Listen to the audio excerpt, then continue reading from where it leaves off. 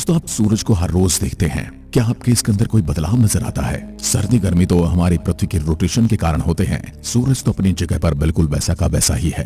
कई बार हम किसी मुस्कुराते हुए चेहरे के पीछे उसके दर्द को नहीं समझ पाते। बिल्कुल ठीक वैसा ही हम सूरज के साथ भी करते हैं। नासा ने जब सूरज की गहराइयों में इसकी इमेजेस को स्टडी किया और उसके अंदर झांक कर देखा तो उन्हें कुछ ऐसी चीजें दिखाई दी जिसे जानकर वो हैरान रह गए। सूरज की सतह पर 3 ऐसे स्ट्रक्चर दिखाई दिए जो बहुत डरावने और गंदे थे। पहले में दिखाई दिया सूरज पर बारिश हो रही है। आप भी हैरान रह गए होंगे कि सूरज तो आग का गोला है, वहां पर बारिश कैसे हो सकती है, जिसमें आसमान से मेल्टिंग हॉट प्लाज्मा बरस रहा है। इन इमेजेस में उन्होंने देखा कि वहां पर कुछ विचित्र घास जैसे स्ट्रक्चर दिखे। ये स्ट्रक्चर वियर्डली माउंट एवरेस्ट से भी बड़े हैं। उन्होंने देखा कि वहां पर कुछ ऐसी दरारें पड़ रही हैं जो पाकिस्तान से भी बड़े एरिया जितने बुलबुलों को पैदा कर रही हैं, जन्म दे रही हैं। आखिर सूरज के साथ वास्तव में ये क्या हो रहा है? क्या ये सब कुछ नॉर्मल है या फिर हम इसे पहली बार देख रहे हैं इसलिए हमें विचित्र नजर आ रहा है? अगर हाँ, तो साइंटिस्टों को ये सब कुछ कंसर्निंग क्यों लग रहा है? ये जो इमेजेस नासा को मिले हैं वो उसके सोलर डायनेमिक ऑब्जर्वेटरी में यहाँ पर इतने दूर से खींचे हैं, जबकि सूरज की ऐसी फोटो लेना तभी मुमकिन है अगर वो यहाँ इस पोजीशन से लिया जाए। सवाल यहाँ से उठता है कि असंभव सा दिखने वाला एक कारनामा नासा वालों ने आखिर किया कैसे? और क्या सूरज से जुड़ी अब तक की जितनी भी अंडरस्टैंडिंग है, जितनी भी समझ है, क्या वो सब हमें अभी डंप करना पड़ेगा? क्या सूरज के बारे में जितना भी हमने आज तक ज्ञान इकट्ठा किया था वो सब व्यर्थ चला जाएगा? और इन जैसे बहुत से और सवालों के जवाब ढूंढने के लिए नासा ने सूरज की खींची लेटेस्ट इमेजेस की लेयर बाय लेयर डिकोड करके उनके बीच कड़ियां जोड़ने की कोशिश की। दरअसल वैज्ञानिकों को पता था कि सूरज और उसके इर्द गिर्द के वातावरण में कुछ ऐसी गतिविधियां हो रही हैं जो भविष्य में पृथ्वी को बहुत बड़ा नुकसान पहुंचा सकती हैं, क्योंकि इन गतिविधियों की वजह से, सोलर फ्लेयर्स की वजह से 2022 में एलन मस्क ने एक नहीं बल्कि 49 स्टारलिंक सैटेलाइट को खो दिया था जो इसकी चपेट में आकर वापस पृथ्वी के एटमॉस्फेयर में आकर गिर गए थे। 2023 में तो 1 बिलियन हाइड्रोजन बम जितना ताकतवर सोलर फ्लेयर के अंश नॉर्थ अमेरिका में गिर गए थे, जिसकी वजह से वहां के सभी कम्युनिकेशन ठप हो गए थे और most of the north American continent को ब्लैकआउट का सामना करना पड़ा। यानी कि वहां पर सारी इंटरनेट की सुविधाएं और सैटेलाइट सुविधाएं ठप पड़ गई थी। ठीक जानकारी के अनुसार 1580 से लेकर आज तक कुल मिलाकर 33 बार सूरज से पृथ्वी पर ऐसे सोलर फ्लेयर्स फेंके गए हैं, जिसकी वजह से पृथ्वी और उस पर मौजूद टेक्नोलॉजी को भारी नुकसान उठाना पड़ा।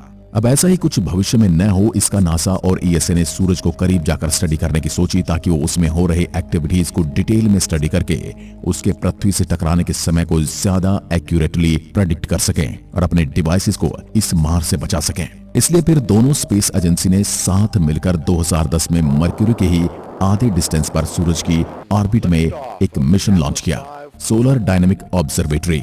इस मिशन का मेन ऑब्जेक्टिव ये था कि सूर्य को अलग अलग इलेक्ट्रोमैग्नेटिक वेवलेंथ पर स्टडी करना। अलग अलग वेवलेंथ इसलिए क्योंकि जैसे पृथ्वी के ऊपर एटमॉस्फेयर के लेयर्स होते हैं, वैसे ही सूरज पर भी काफी सारे लेयर्स हैं। आउटर मोस्ट लेयर को कोरोना कहते हैं, मिडल में मौजूद क्रोमोस्फीयर है और इनर में फोटोस्फीयर मौजूद है। और इन सभी लेयर्स के तापमान में बहुत ज्यादा फर्क होता है, जैसे कि हम जानते हैं कि डिफरेंट टेम्परेचर पर डिफरेंट वेवलेंथ की लाइट निकलती है। इसलिए सूरज को स्टडी करने के लिए उन्होंने मल्टीपल वेवलेंथ की मदद ली। इस स्टडी में उनका पहला टारगेट था सूरज के सबसे बाहरी लेयर कोरोना को अध्ययन करना और उसके टेम्परेचर के हिसाब से वैज्ञानिकों ने अल्ट्रा वायलेट लाइट के इस वेवलेंथ पर उसकी तस्वीर लेना शुरू कर दिया। आप यकीन नहीं करोगे कि वैज्ञानिकों ने जो देखा वो सच में हैरान करने वाला था। फिलहाल इस वेवलेंथ पर उन्होंने देखा कि गर्म तपता लावा बारिश के रूप में सूरज पर बरस रहा है। जैसे हमारे पृथ्वी पर पानी की बारिश होती है, वहां पर लावा की बारिश हो रही है। पर ऐसा हो क्यों रहा है? इसके लिए जब उन्होंने गहराई से जांच की तो पता चला कि कोरोना में हो रहे एक बड़े प्रोसेस का एक छोटा सा हिस्सा है। असल में सूरज पर होता क्या है? सूरज पर मौजूद प्लाज्मा यानी चार्ज्ड पार्टिकल्स का सूप जब उसे स्ट्रॉन्ग मैग्नेटिक फील्ड में संपर्क में आता है, तब ये मैग्नेटिक फील्ड उस प्लाज्मा को बाहर फेंक देता है।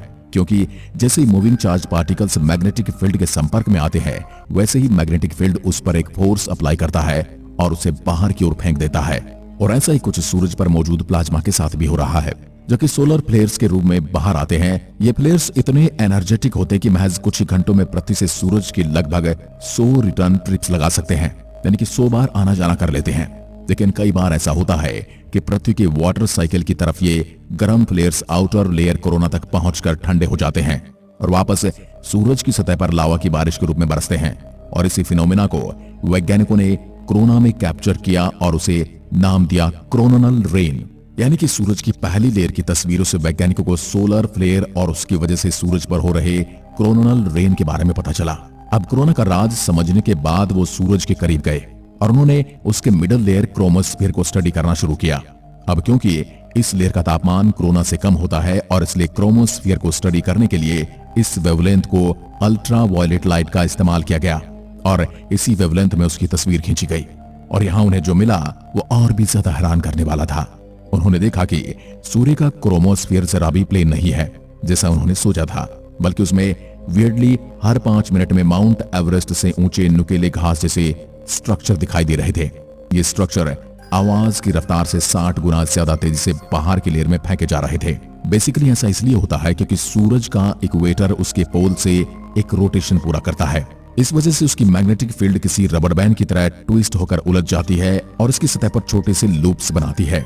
और जब ये लूप्स वापस से सुलझते हैं तब क्रोमोस्फीयर में शॉक वेव्स पैदा होती हैं और उससे वहां पर घास जैसे नुकीले स्ट्रक्चर बनते हैं। यानी कि एक तरह से जब आप कुकर पर पानी डालकर उसे बजाते हो तब वो पानी नुकीले कांटों की तरह उछलने लगता है। तो इस लेयर की तस्वीर से वैज्ञानिकों को सूरज के क्रोमोस्फीयर में बनी घास जैसी स्ट्रक्चर का राज पता चला। अब बारी थी उसके अगले लेयर यानी फोटोस्फीयर को समझने की। इसे देखने के लिए वैज्ञानिकों ने एक बार फिर अल्ट्रावायलेट वेवलेंथ को बदला, क्योंकि 5000 डिग्री सेल्सियस की गर्म फोटोस्फीयर सबसे ज्यादा ब्राइट विजुअल वेवलेंथ में दिखता है। इस फिल्टर में जब उन्हें सूरज के फोटोस्फीयर यानी उसकी सतह की तस्वीर ली तब उन्हें उस पर कई सारी दरारें दिखाई दी। पर इन दरारों का आखिर मतलब क्या था? आखिर ये सूरज की सतह पर बन ही क्यों रहे हैं? सूरज तो गैस का गोला है और गैस के गोले में दरारें कैसे बन सकती हैं? और आखिर ये कितने विशाल हैं? तो दोस्तों हुआ यूं कि असल में इस वेवलेंथ पर उन्होंने जब इमेजेस को कैप्चर किया तब उन्हें पता चला कि इमेजेस क्लियर नहीं आ रही हैं। उन्हें ऐसा लगा ये दरारें हो सकती हैं या पिक्सल हैं, इसलिए उन्होंने इसे जूम किया और जूम करने पर उन्होंने ये नोटिस किया ये एक्चुअली में सूरज के कण हैं जो बनते बिगड़ते रहते हैं और इन्हें उन्होंने नाम दिया सोलर क्रैनुअल्स। अब इन सोलर क्रैनुअल्स की सबसे खास बात यह है कि ये पिक्सल जितने छोटे दिखाई देने वाले क्रैनुअल्स यूएस के सबसे बड़े स्टेट टेक्सास जितने आकार में बड़े हैं। ये बिल्कुल सेम प्रक्रिया से बनते हैं और जैसे पेंजिया सुपर कॉन्टिनेंट्स बने थे। दरअसल जिस तरह से हमारी पृथ्वी की सतह के नीचे टेम्परेचर अलग अलग होने की वजह से कोर के पास मौजूद गर्म लावा ऊपर आता है और ऊपर ठंडा हुआ लावा नीचे जाता है, ये बिल्कुल ठीक वैसे ही है जैसे हम बर्तन में पानी उबालते हैं। जब पानी के बुलबुले ऊपर आ रहे होते हैं एक्चुअल में वो गर्म पानी को ऊपर भेज रहे होते हैं और उसके पास का ठंडा पानी नीचे जा रहा होता है। बिल्कुल इसी तरह से सूरज के कोर के पास मौजूद गर्म प्लाज्मा भी ऊपर आता है और ऊपर का ठंडा हो रहा प्लाज्मा नीचे बैठने लगता है। और ये प्रोसेस जब हम ऊपर से देखते हैं तब ये लावा जो ऊपर आया है वो हमें बुलबुले के रूप में नजर आता है और दो नजदीकी बबल के बीच की लाइन एक क्रैक की तरह नजर आती है। ये बुलबुले इतने विशाल हैं और उनके बीच में दिखने वाली लाइन भी बहुत बड़ी विशाल है, इसलिए हमें ये दरारें दिखाई देती हैं। अब ये तो हुई फोटोस्फीयर की जूम इमेज की बात है। पता नहीं आपने नोटिस किया या नहीं, जब हमने ओरिजिनली जूम्ड आउट इमेज देखी तब उसमें क्लियरली कुछ डार्क स्पॉट दिखाई दे रहे थे। अब जाहिर है कि सोलर क्रैनुअल्स जैसे नहीं दिख रहे, तो वास्तव में ये है क्या? इस पर नासा का कहना है कि सूरज की मैग्नेटिक फील्ड जो क्रोमोस्फीयर में घास जैसी स्ट्रक्चर बनाती है वही मैग्नेटिक फील्ड नीचे फोटोस्फीयर में इन्हें स्पॉट्स को बनाती है। जैसे आपको पहले बताया गया था कि सूरज की मैग्नेटिक फील्ड किसी रबर बैंड की तरह ट्विस्ट होकर उसकी सतह पर छोटे छोटे लूप्स बनाती है। अब जहां पर ये लूप्स बनते हैं वहां पर मैक्रो स्केल पर उस स्नैपिंग की वजह से शॉक वेव्स जनरेट होती हैं, लेकिन प्लाज्मा के लेवल पर एकदम ही अपोजिट ट्रेंड देखने को मिलता है।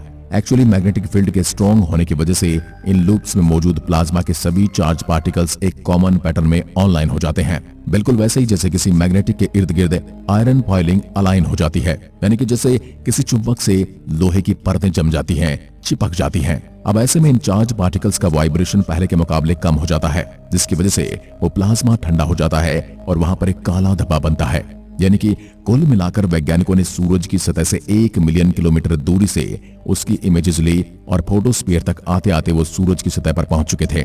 इनफैक्ट उसके फोटोस्फीयर की ही तस्वीर वो हिस्टोरिक तस्वीर है जो सूरज की अब तक ली गई सबसे डीपेस्ट इमेज है। सूरज से लिए गए इस डीपेस्ट इमेज को तो हम प्रति से रोज देखते हैं, जो हमें सनराइज और सनसेट के समय जो स्मूथ सरफेस वाला सूरज दिखाई देता है उसका वो स्मूथ सरफेस यही फोटोस्फीयर होता है।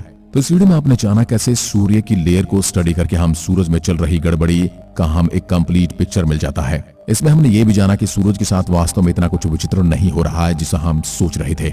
वैसे इन सब चीजों का जवाब अभी मिलना तो मुश्किल है, लेकिन वैज्ञानिक अपनी रिसर्च जारी रखे हुए हैं। जैसे अगर सूरज के साथ कुछ नॉर्मल चल रहा है तो फिर सभी स्पेस एजेंसीज में इसरो भी शामिल है, जिसमें पिछले 20 सालों में 10 सोलर मिशन भेजे हैं। क्योंकि ऐसा तो नहीं है कि ये एक प्लेनेट है जिस पर हमें पानी ढूंढना है, तो क्या वैज्ञानिकों को कुछ ऐसा पता चला है जिसे आम लोग नहीं जानते। इसरो ने भी सूरज को स्टडी करने के लिए हाल ही में एक सैटेलाइट लॉन्च किया, आदित्य L1, जो सूरज और पृथ्वी के बीच के ही एक पॉइंट पर सस्पेंड रहकर भी पार्कर सोलर प्रोब से ज्यादा बेहतर इंफॉर्मेशन हमें देगा।